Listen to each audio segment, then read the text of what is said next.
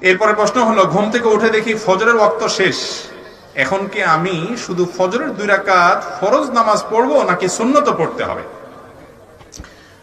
আপনি যদি কখনো ফজরের নামাজ পড়তে পারেন নাই, অ্যালার্ম দিয়ে রেখেছেন, তারপর মিস হয়ে গেছে কোনো কারণে, তো আপনি উঠার পর যখন কাজা করবেন তখন ফজরের ফরজ তো 2 রাকাত পড়বেনই, তার আগে সুন্নত 2 রাকাতটাও পড়বেন। কারণ প্রথমত আবু দাউদের বর্ণনায় রাসূল আকরাম সাল্লাল্লাহু আলাইহি ওয়াসাল্লামের একটি ঘটনা বর্ণিত হয়েছে, প্রসিদ্ধ ঘটনা।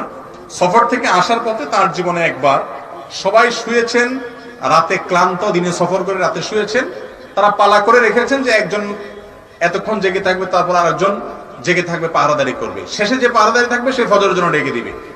তো এই টাইমে যে সাহাবীর দায়িত্ব ছিল ওই আল্লাহর বান্দা, তার একটু ঘুম বেশি এসে গেছে, তিনি পরের জনকে আর ডাকতে পারেন নাই, যার কারণে সবাই ঘুমেছিল, রাসূল আকরাম সাল্লাল্লাহু আলাইহি ওয়াসাল্লাম সহকারে।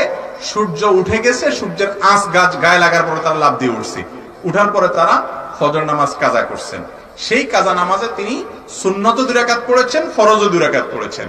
তাহলে এখান থেকে আমরা জানলাম যে যদি কখনো নামাজ ছুটে যায় তাহলে এটা যখন আমরা আদায় করব, ঘুম থেকে উঠার পরে ফরজ যখন পড়বো তখন আমরা সুন্নতও পড়বো, ফরজও পড়বো।